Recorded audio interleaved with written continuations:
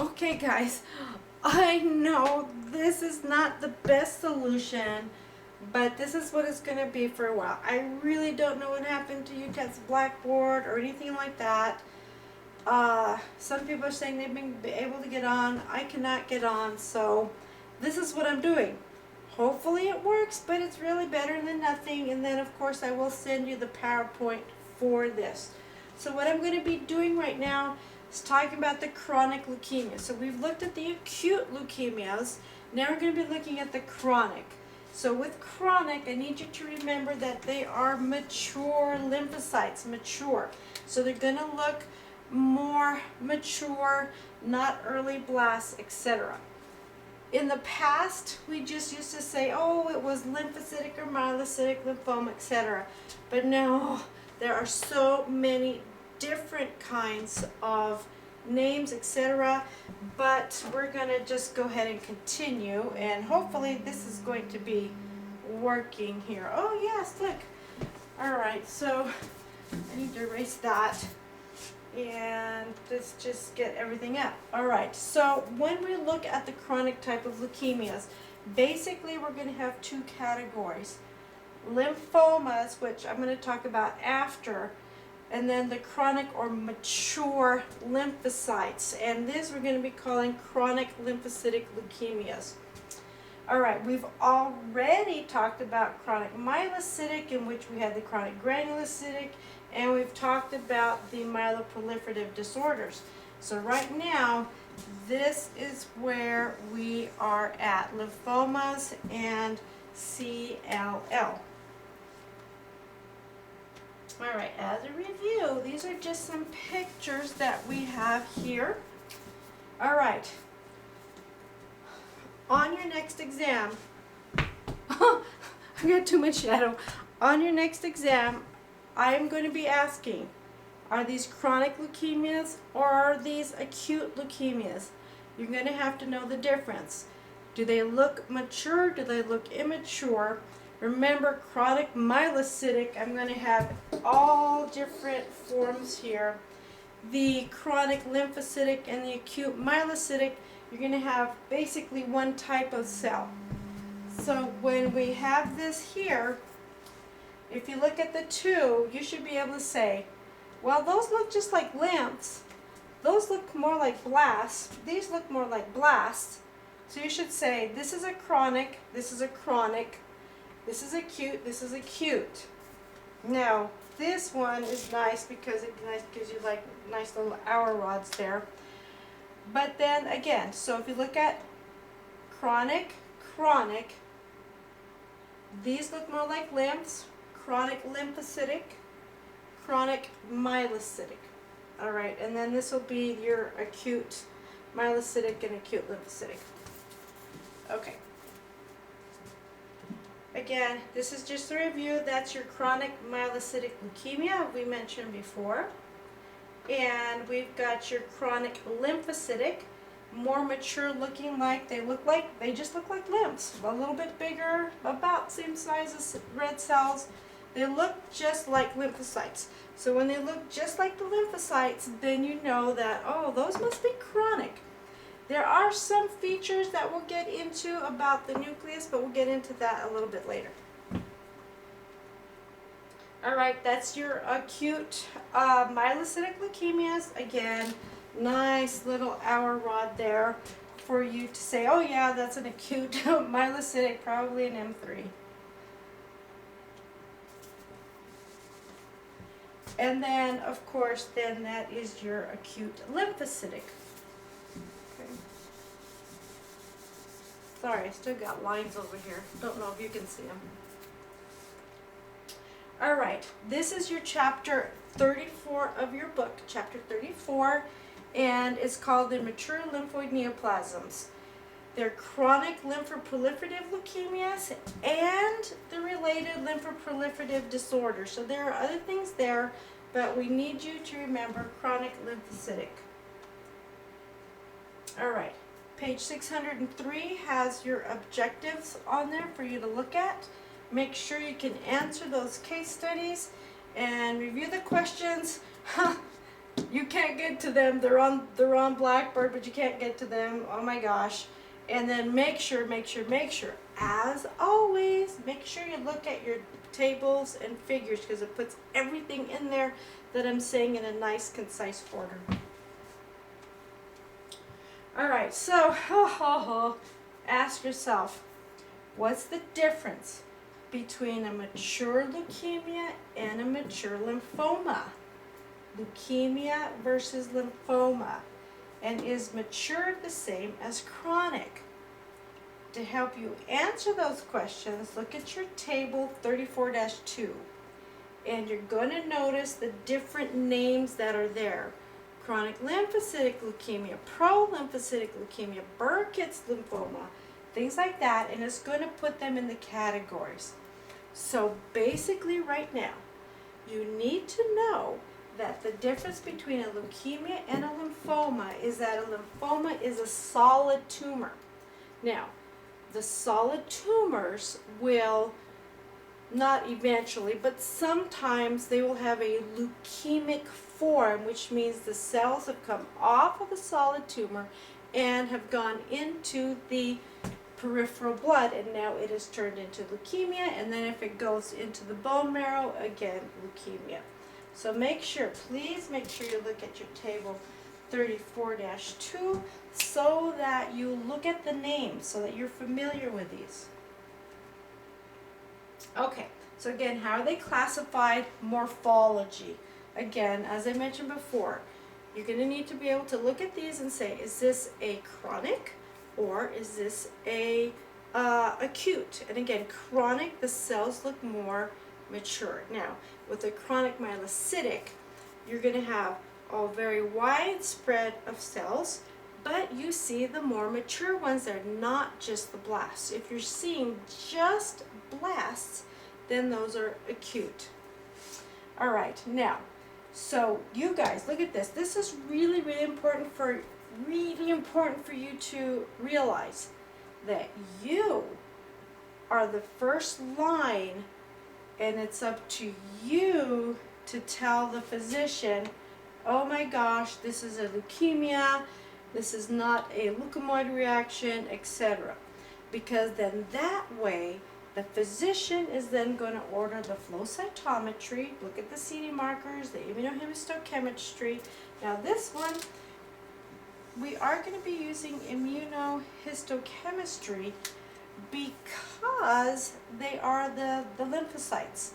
So lymphocytes, remember from the immunology class, they have surface immunoglobulins, they have surface CD markers, they have lots of surface things that are important, heavy chains, light chains, etc., for us to be able to look at with the immunohistochemistry. All right, now, the big thing too is that the morphology and everything else is really not reflective of the clinical behavior. Well, what does that mean? That means clinical behavior. How in the world is the patient reacting? What are their signs and symptoms, etc.? So again, let's look at our box 34-1. Okay. Oops, what happened to my box 34-1? Oh, it's missing. Hold on a sec. Oh, I can't get my book. I have the projector on top. Oh my goodness gracious, this is just one of those things. This has just been a horrible year. Anyway, let's continue. So basically what box 34 is going to be saying is that the clinical picture does really not reflect it. All right, so now that I'm thinking about it, since box 34-1 is not there, I probably got other boxes that aren't there either. And now that I'm remembering, it's because I couldn't get on the internet to put them in, because everything is down. Oh well. YouTube is up, so we're going to put this on YouTube. All right, diagnostic procedures. We're going to be looking at the patient's signs and symptoms. And you already know basically patient signs and symptoms. they're coming in, they have night sweats, they have fatigue, they're tired, etc. Now with lymphomas though, they will have some growth, and then depending on where the lumps are, depends on the staging of the lymphoma. All right, the CBC. The CBC may need to do a manual diff if the signs and symptoms of lymphadenopathy are there. Now, why? If a patient is coming in and my CBC looks normal and my physician is saying, no, that's not normal, this patient has got to have something wrong with them, and then you say like, okay, well let me do a manual diff. What you're going to find is that you cannot rely on your automated results, especially if the signs and symptoms are suggesting I have a lymphadenopathy. Well, why is that? It's because the analyzer, remember when we went over the analyzer, it shoots lights at them and does this all the kind of stuff, and it puts them in bins. So if I have a chronic type of cell, it's going to look like a normal cell, and the analyzer is going to put normal. Or it might put them under monocytes. That's a really big thing. You have to look at your monocytes. If your monocytes are increased, you might want to go back and look at those because they may not really be monocytes. All right, so then really the physician should order a biopsy of the lymph node, and then we'll look at that, and then CT scanning. So CT scanning and PET scan. Now, I want to explain what PET scan with FDG is. FDG is fluorodeoxyglucose. So we know that the cancer cells are using a lot of glucose, and when they use a lot of glucose, they have decided like, okay, let's do a CT scan of the patient. They do a CT scan, then they inject the patient with radioactive or your fluorodeoxyglucose, glucose that it has a marker. So when the patient goes in and then they give them this, the patient has to stay very warm, very still, and not you, because the more movement that they have, they're going to be using the glucose, and they can't be using the glucose because then you're going to get false results. So the patient just has to sit there very quietly for about a half an hour. Then they're going to do the CT scan again. And what they're going to notice is that, just say for example, I don't know, I'm hoping you guys can see this. Alright, let me see, can you see that? I can't even tell. I'm in the way. Well, I think I see. You guys are saying like, oh my god, Dr. Torch, you're so stupid. Okay, so this is my patient. Before the CT scan, maybe they had a few little dots and nothing really. But after they put the FDG in them, now they're saying, oh my gosh, there's a very, very bright spot there. So what that means is what's in the spleen area, right, or maybe even the pancreas. That would be terrible. Pancreatic cancer is horrible. So that bright spot there is saying like, that is an area of a lot of glucose, this glucose uptake, which means those are the cells using those glucose. So a CT and a PET scan. So the PET scan with FDG, that is really, really important for the patient to have. Not just for leukemias, but the other types of cancers also. The problem is that insurance companies will not pay for the PET with the FDG first. You're going to have to do everything else, which is really, to me, a total waste. They should just pay for this and forget about regular x-ray, then the CT. Oh, I'm on my soapbox, but that's the way it is. Okay, so to diagnose the patient's going to come in with the physician's signs and symptoms. The physician's going to order the CBC. And we really might have, depending on the patient's signs and symptoms, we really should do a manual CBC and not really rely on the automated, do a lymph node biopsy, and then do a PET scan. All right, 34 was not coming in. All right, so when we look at our chronic lymphoproliferative leukemias or disorders, we're going to see that is a clonal proliferation. We know that. Of lymphs, we know that. So basically, how many kinds of lymphs do we have? We have T cells and we have B cells, and you guys know that. We also have B cells that go into plasma cells, T cells, natural killers, etc. But when we see this, 99% of all of our lymph disorders are going to be clonal B cells. So you've got to remember that 99% are clonal. The rest are the T cells. Okay? B cell clonal, the others are the T cell clonal. Oh, if I have a T cell clonal, that is horrible. It's just really bad for the patient, and they usually succumb. It's just a horrible, aggressive disease. All right, so when we look at these disorders, we have two phases. We have the early, in which case they may be small. The proliferation rate of how they're developing is not going to be too much. It's not going to be fast. But here's the thing. They have prolonged cell survival. So rather than dying and making more, they're staying around and hanging around for a long time. So if they're hanging around for a long time, that means you're going to eventually build up your population. Then we have the transformation phase.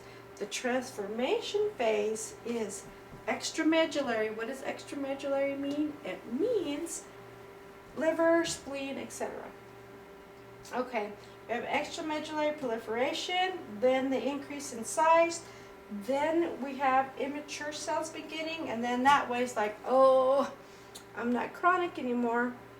Now I am acute, and I've just gone into another phase. All right, so I want you guys to go ahead and when I upload this PowerPoint for you, oh, it's actually uploaded, but you can't get it. All right, so when you see it, you're going to see here all the translocations, etc. But look here, look at the names, and look here. This says acute leukemias, acute, and these are chronic. Okay, so when you look at this, look at uncommitted stem cell, early B cell precursor, pre-B, early B. Now with the chronic, we said they were more mature, right? So here we have the intermediate B, we have the plasma cell, and we have an activated B. And look over here, CLL, okay? So it's giving you the Waldenstrom, so it's giving you the names of your leukemias. So make sure you go back to this slide, look at them. It also gives you common genetic disorders that are associated with that. And yes, on your next exam, I've got that light in me, on your next exam, oh, I didn't go back. On your next exam, you will be asked your genetics, right? So make sure you look at that. Okay.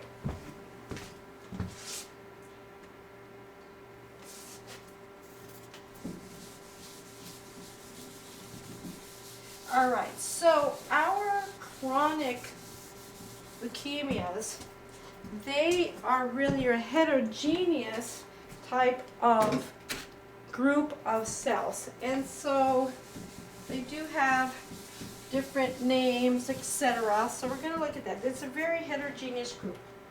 So when we look at that, these are different names of what they are. CLL, chronic lymphocytic. Now they can be B cells, they can be T cells, we can have small cell, pro-lymphocytic, hairy cell leukemia. This one you're really going to have to remember. Hairy cell leukemia, they have a decreased rate of cell death rather than increased proliferation. And when we get to try to distinguish these small and chronic, etc., it's going to be important to tell, are they T cells or are they B cells? Again, you will be, and you actually know this because you know your CD markers, T cell markers versus B cell markers. The T cell poor prognosis and response to chemotherapy. It's like I mentioned before, T cells is just really bad. The T cells are more aggressive disease. Oh, it's just really bad, and I pray and hope that your patients don't have that.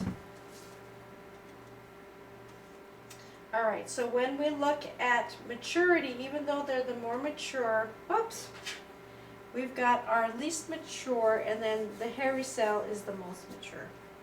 But again, they all look mature. All right, so again, how are we going to, I've already mentioned this, so you know it's going to be important to classify them. Morphology, they look mature. Immunophenotyping, the cytogenetics, and the different techniques, we'll be talking about that. Okay, so let's first look at clinical features of chronic lymphocytic leukemia. This is the most common, 50 years or old. They do have a prolonged survival once they do it, once they're diagnosed. I was going to get into another, but that's a separate, I was thinking ahead of myself, that's a separate PowerPoint. All right, now, they have said there's a predisposition maybe for inherited or acquired immunological defects. So they're saying that in the beginning, so when the patients are diagnosed, they're older. So they're thinking as they were maturing and growing that maybe there was some kind of inherited or acquired humoral immunity or something going on, and then later on in life it went berserko. All right. Altered humoral immunity is what we're seeing here with these chronic lymphocytic leukemias. So they have these lymphocytes, but they don't work. All right. The B cells are relatively unresponsive to antigen stimulation. Suppression of all immunoglobulin classes. So again, the B cells are there. They're not being stimulated. They're not transforming into plasma cells. And they're not making my immunoglobulins that they need. So they end up getting hypogammaglobulinemia, decreased. Because they don't have these antibodies, they're going to have infections. So a lot of times, since this is happening, they've had the cells for a long time, the patients are there, they come in and say like, doctor, I just can't get rid of this cough or something. And then the doctor, we'll just do a CBC, and then they get the results back with, a really high lymph count or whatever. They're going like, oh my gosh, you have a chronic lymphocytic leukemia. And so, again, all those lymphs, they don't work. So if they're not working, then they have infections, and they have development of autoimmune disease, and then it can actually switch over into idiopathic thrombocytopenia purpura, or even an autoimmune hemolytic anemia. All right. Oh my gosh. So, is chronic lymphocytic really an altered immunity? Oh my gosh, we just really don't know. That's just one of the theories about that. All right, there's also a theory about viral type of contact. So I've got a virus, and then I develop this leukemia or whatever. There's really no specific agent known, but however, there is one, HTLV1, that we can associate with that, HTLV1 infections. And some B cells have malignant transformations of the antigen, and so we can get that. We see HTLV1 infections. It proceeds into chronic lymphocytic leukemia in patients. So again, that's why. I'm going to go back to blood bank now. we haven't talked about that yet, but in blood bank, one of the testing that we do on donors is to see if they have HTLV1, because if they do, then we're not going to give them the blood again, just due to the relation that it can transform into a leukemia. All right. So again, the lymphs look really terrible, okay? They're small, slightly larger than normal, but again, normal. Hypercondensed chromatin, so it's really tight.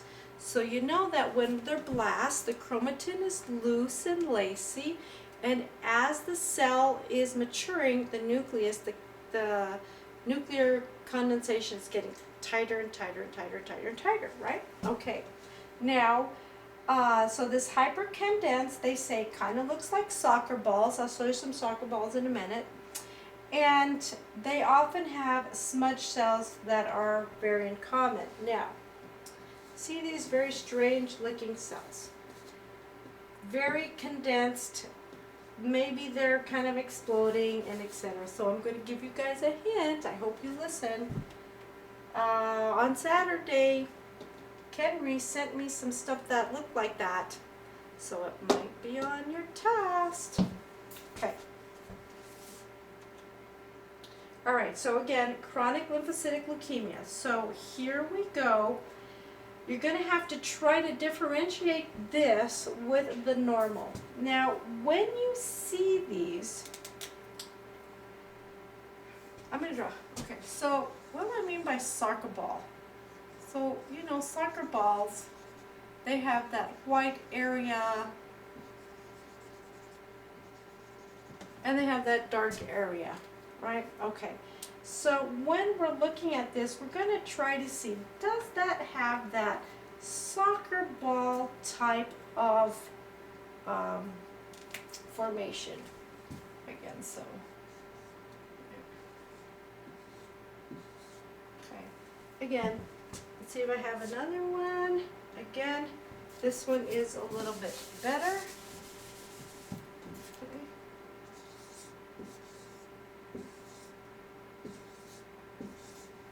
Again, super condensed chromatin. It says that looks like soccer balls. Okay. Here's another one. Again, they look like lymph. But when you see that many lymphs and then you look at it closer, you're like, that doesn't quite look normal. Look at that. Look at the condensation of that nucleus. Okay, so now it's not just the condensation and that quote-unquote soccer ball type of formation. The cells may also show increased prolymphs. Again, what's a prolymph? It's just a little bit earlier lymph. And features of activation. So remember, when the B cells and the lymphs, they have to be activated in order for them to continue on to their immune system. B cells get activated, transform into plasma cells. T cells get activated and they present antigens, right? All right, so what are some of these features? Increased size, so they might look a little bit bigger. Exaggerated nuclear irregularities, deep folds and clefting. That's what kind of helps with that soccer ball type thing. Now, sometimes open chromatin, and that's if you're having the increased pros, and moderate amount of cytoplasm. Let me see if we can go backwards a little bit. So that's cytoplasm. Am I going backwards? Okay. So when we see this, you know, a moderate amount. So sometimes when you see your normal lymphs, they look like this and got just a little bit of tiny cytoplasm in there. So when they are developing more,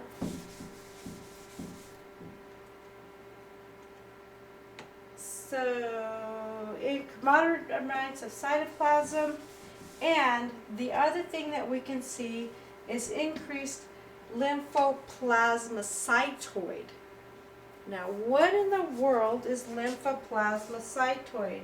Do I have that there? Okay, lymphoplasmacytoid. So, plasma cell.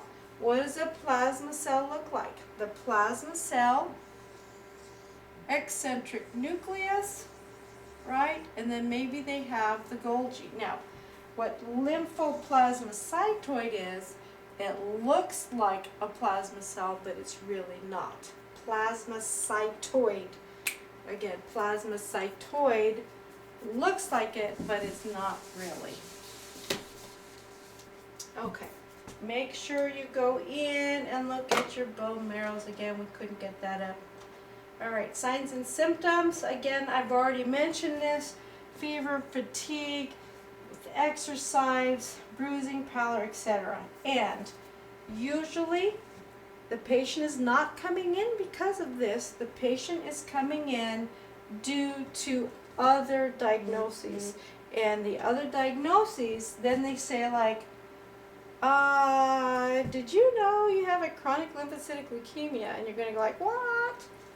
So yes, so they come in with that. The symptoms are insidious, means they don't really know they have this. All right, now, here's one thing though that is very, when you are reading your case studies, make sure, okay, so bruising is going to be due to the decrease in platelets, right? Okay, so bone tenderness, because your bone marrow is being filled with the other cells that are coming in. And this one is really important. See this? This is in red. Edema from lymph node obstruction. Edema from lymph node obstruction. So what does that mean? That means that my patient's arms are swelling, or you can't see my leg, patient's legs are swelling, etc.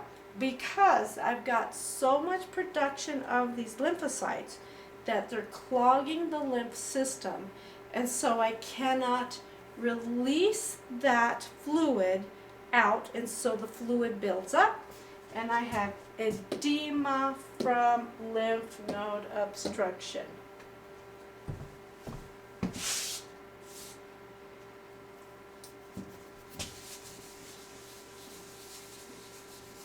All right, let's see here. So, how are the patients going to be diagnosed, etc.? Well, early presentation, they have large lymph nodes and/or splenomegaly, etc. As the disease progresses, the node size increases, hepatosplenomegaly is happening. You can get other organ filtrates, such as the skin, the prostate, and the kidneys. When this happens, then it's not chronic lymphocytic leukemia, it's more going towards these chronic lymphomas we'll get into later. Now, the clinical course, really, it just depends. Everybody is different. The clinical course depends on very benign. I can live with this forever. So in fact, we once had a speech language professor at the university, and he had chronic lymphocytic leukemia, and he had it for a long time. And so it was just, they would watch him and see, and I would even have him come in and present to the classes, but he has since retired and he's still doing okay. But again, it just depends. You can have it for a long time, or it could be so severe that you die right away. Okay. But the median survival, 10 to 50% survive about 15 years with little to no therapy. They don't really do that therapy. Okay, why? Go back. Remember I said that these cells, they live a long time and they don't die. So if they're not dying and they're not really developing fast, then there's no need to do anything. Okay, the only thing we got to watch out for would be infections, because they don't work. All right, now, the more aggressive diseases, especially if I have a T cell, they'll die within a year. Life expectancy, 3 to 10 years. not considered curable. We really can't cure the chronic lymphocytic leukemias. And they've noticed that there's a high incidence of mutation in tumor suppressor gene TP53. All right, so this is something you're going to have to remember. The gene TP53, okay? High incidence of a mutation in my tumor suppressor gene. So normally I have this gene, TP53. It's supposed to suppress tumors from occurring. But I have a mutation. So if I have a mutation, it's not working, and so then I get tumors.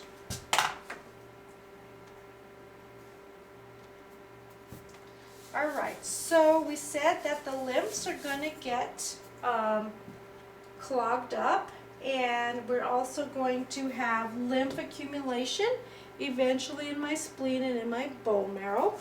So what's going to happen is it's going to push out my segs.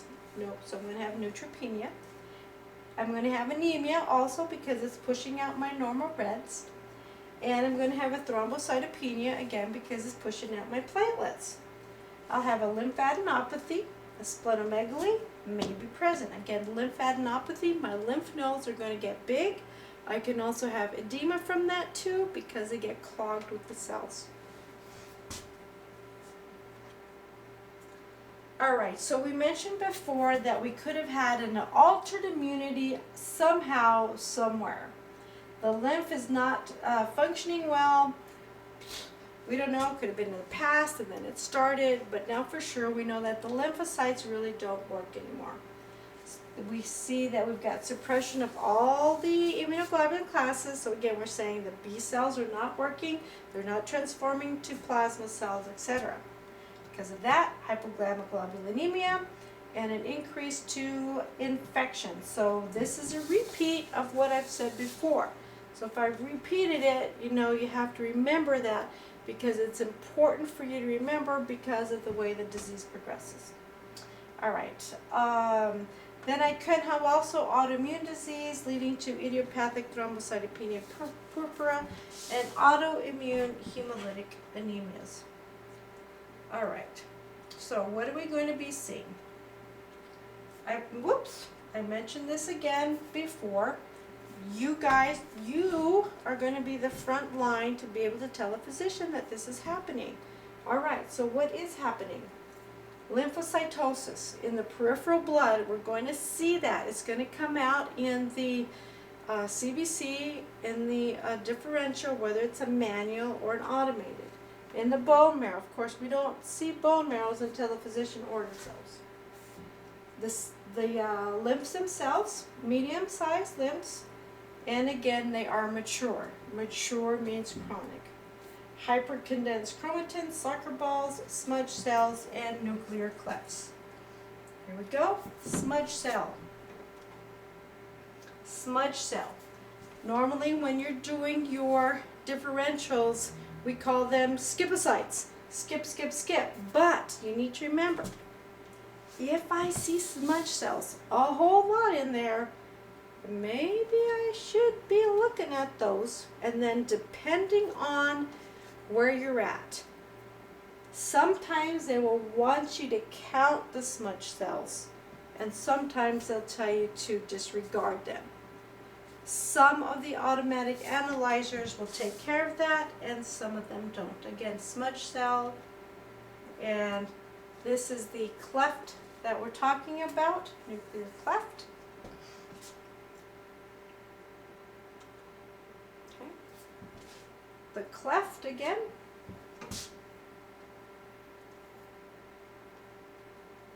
All right, what are we going to see in the lab? What we're going to see, the B cells. Now, this is really important. This is a magic number. I need you to remember the magic number for B cells. The magic number of B cells needs to be greater than 5 times 10 to the 9th in order for me to diagnose a CLL.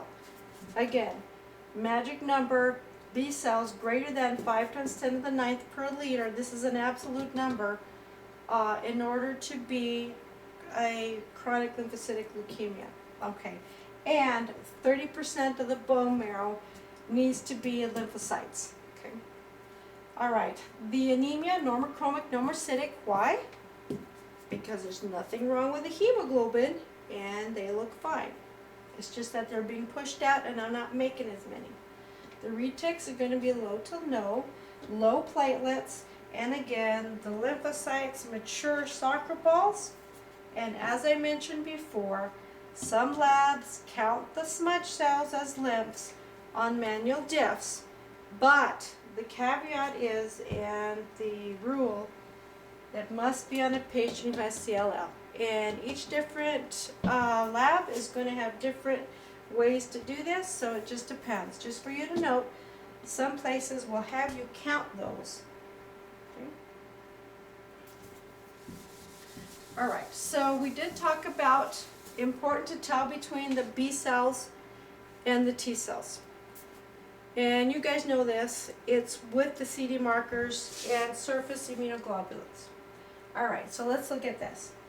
B cell lineage. Okay, and is it a note to you or question to you, is it a good thing or a bad thing to be a B cell leukemia? And B cell, I'd rather be a B cell than a T cell. T cell's horrible. All right, so anyway, B cells. The B cells, we're going to look for faint or low surface immunoglobulin, SIG, surface immunoglobulin. The CD markers, 19 and 20, 79A is also there. CD5, 23, 43. Oh, look, I have 5 down. 5 twice. Okay. Now, CD5 is a T cell marker. But they do notice that some of these Bs do have a CD5 in it. So if you see a CD5, don't get freaked out and automatically call it a T cell, because all of these others are B cell markers. All right. And then 55% of the cases have to have the mutated immunoglobulin variable heavy chain. Remember that from immunology?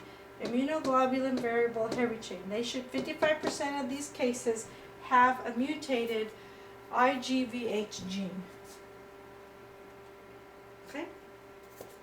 This group, B cells, 19, 20, 23 surface immunoglobulin, CD5, represents 95% of my CLLs.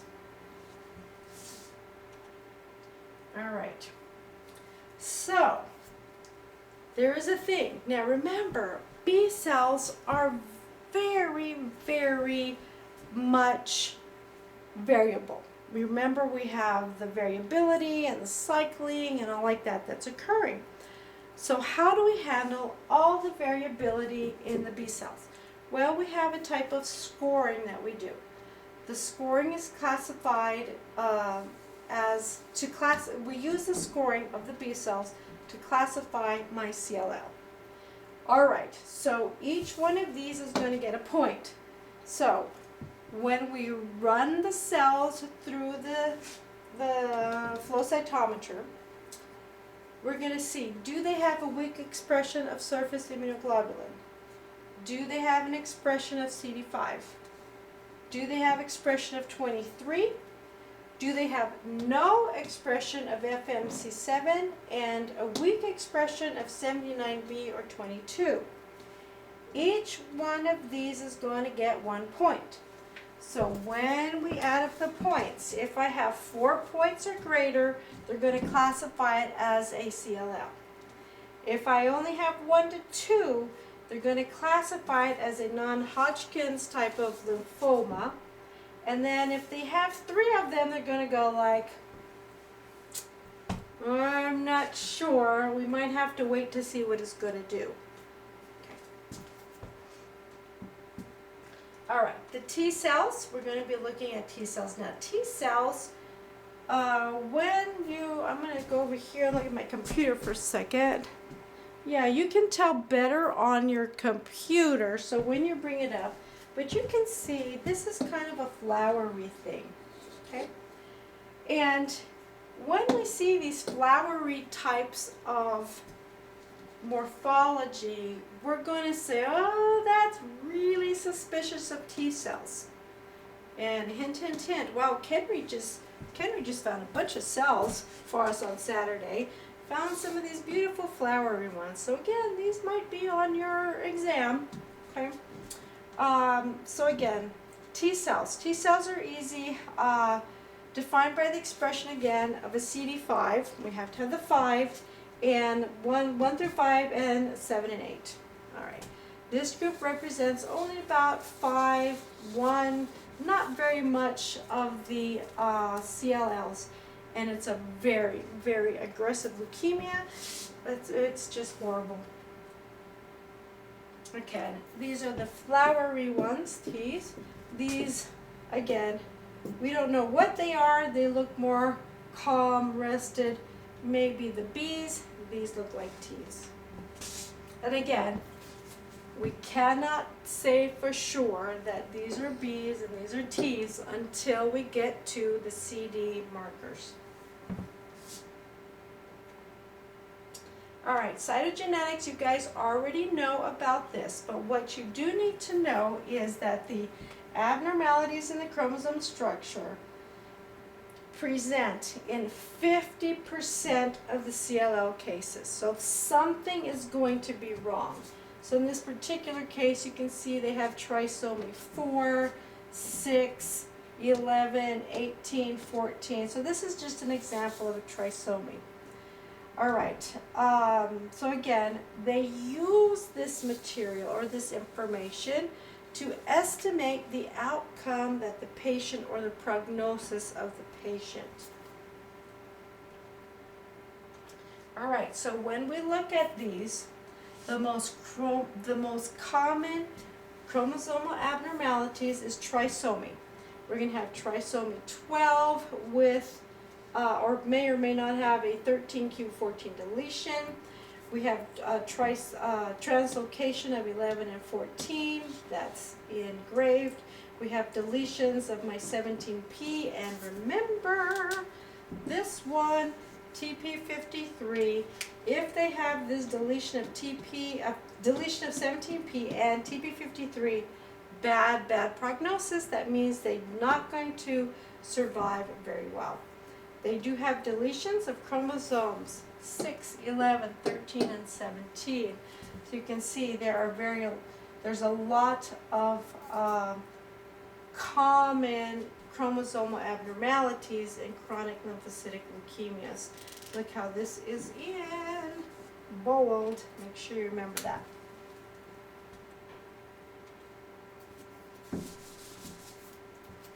Okay, cytochemistry. You should know this. Myeloperoxidase negative, if it were positive, that would not put it into the lymphocyte side. It would put it into the myelocytic side. Sudan-Back-Lee is negative also, because if it's positive, that's myelocytic. Esterate's positive in lymphoblasts. Now, TDT, it must be positive, right? Positive. And trap positive for hairy cell leukemia. I need you to remember, trap positive for hairy cell leukemias. All right, now the staging in your book, table 34.5, goes into the staging of chronic lymphocytic leukemia. What staging means is how bad I'm coming in and what my prognosis is. So please make sure you go back and look at your 34.5. Okay. There is a type of chronic leukemia called smoldering chronic lymphocytic leukemia. Smoldering. What does smoldering mean? Smoldering, have you heard of a smoldering fire? A smoldering fire is like if you guys were out on a camp or you were roasting marshmallows or you had what do they call a fire pit in your backyard, and it was burning and burning, and as the evening goes down, the flames go away, and it's just kind of glowing a little bit. That's what we call smoldering, because what would happen if you just blew in it or fanned that fire a little bit? It would go whoosh and the flames would come up again, right? All right, so That's what we're saying is happening also with smoldering chronic lymphocytic leukemia. And basically what that means is that it's smoldering, it's there, and then something fans it and then it blows up. Alright, so smoldering CLL is an early CLL disease in which the patient's survival is equivalent to their age and sex matched population. And the hemoglobin is still pretty good. I mean, 13 is not that bad. It's greater than 13. The platelet count is greater than 150. You know, 150 is the low normal. And my lymphocyte count is less than 30,000. So they're going like, well, you're not so bad. So maybe you're a smoldering leukemia. Okay. Now, there are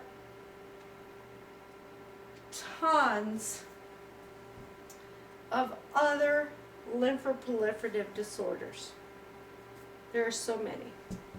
ALL we already talked about. CLL we talked about. This is a BL, you know, oh my gosh. This is the pro-lymphocytic. CD4, right?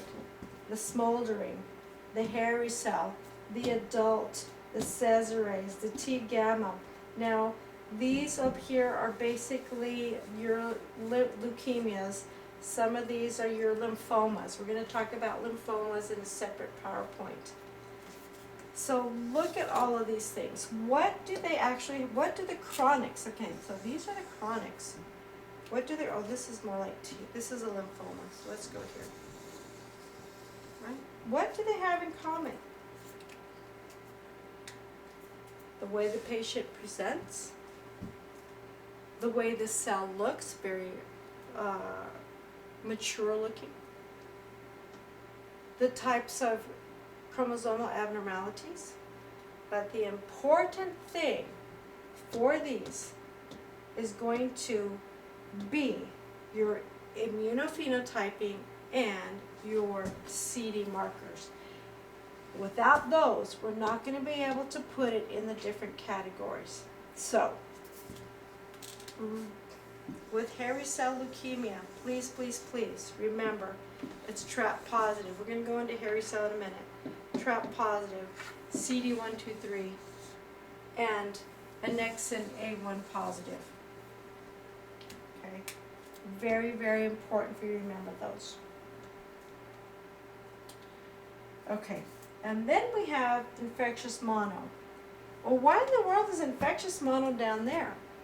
Because lymphoproliferative disorders must be able to distinguish, do I have an infectious mono or is it a leukemia?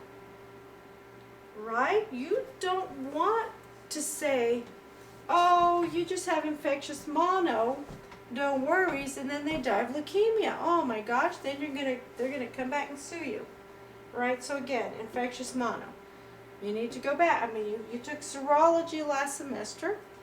You're going to have to know your monospot tests, etc., CD markers, etc., to say, oh no, don't worry, or oh my gosh, yes, this is a B-cell leukemia, etc. So again, really important to be able to distinguish these. ALL, CLL, PLL, smoldering, hairy cell, etc. Am I a T cell or am I a B cell? Okay. Hairy cell. I like hairy cell leukemia. I mean, not that I want it or anything, but I like to look at it. All right, so we're going to look at hairy cell leukemia. Hairy cell leukemia is a category of a chronic lymphocytic leukemia. Again, chronic lymphocytic leukemia, the lymphocytes don't work, they succumb to infections, etc. All right. Other words that hairy cell has been known to be called is hairy cell leukemia, leukemic reticuloendotheliosis, chronic lymphocytic leukemia, we already know it's a chronic lymphocytic, but now they know, oh no, that's a specific hairy cell, specific B-cell disease, also known as a clonal B-cell lymphocyte. All right, so all of those are synonymous to hairy cell leukemia. Hairy cell leukemia is only about 2% of all the leukemias that are coming in. Middle-aged males are usually affected. Splenomegaly, pancytopenia, no lymphadenopathy, all right, the lymphs, it's not going to clog the lymphs, it's not going to increase it, etc. Now, some of the patients have atypical mycobacterial infections. Again, why?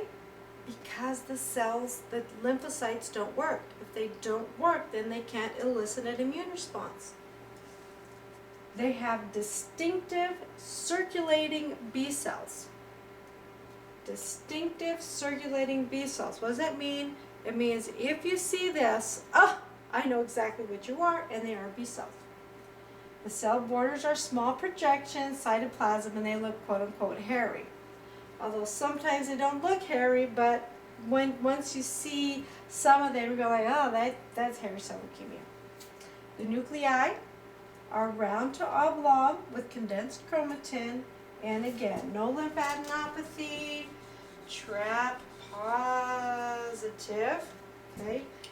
And chemotherapy can lead to remission in most cases. So like I said, if I had to have leukemia, chronic lymphocytic leukemia would be okay, and hairy cell would be okay, because again, pretty much you can get over these things. Not that I want one, I don't want one. Okay, so again, these are just pictures of hairy cells. It says, hi, I'm hairy. Call me CD20 positive. So your hairy cells are going to be CD20 positive. Why does this one look pink? Because this is a TRAP stain. All right, so we'll show you that in a minute. So again, see the different weird kind of projections they have. Now, just because you see a hairy cell in a patient, don't think that they have hairy cell leukemia, all right? You might see one of these every so often. Don't freak out, but if you see them in lots of different places, then you know I've got a hairy cell leukemia. Okay. Hairy cell leukemia, here we go with the projections of the cells on the outside. It says, hi, I'm hairy. You can tell me apart from a related B-cell disorder by using annexin A. Hairy cell leukemia is positive for annexin A. So if a patient comes in and the patient has lots of these cells, but they don't look too hairy, you might say, well, my gosh, CD20, that's a B cell, that's a B cell marker. How am I going to tell the regular hairy cells from a regular B cell? Is that a hairy cell is going to be annexin A positive. All right, I can't get to that, but anyway, what they're going to treat it with is with an antibody, an anti-CD22. So not only are hairy cells positive for the CD20, they're positive for the CD22. So they're making the new drugs nowadays, they're making these monoclonal antibodies to attack the specific cells, anti-CD22. And that's what I had for your hairy cell, or not just hairy cell, your chronic leukemias. So I'm going to put this up on YouTube. I'm hoping it's going to work out okay for you guys. If you say it's horrible, just tell me it's horrible. And we'll try to think of something else until Blackboard comes up again. So until then, bye now.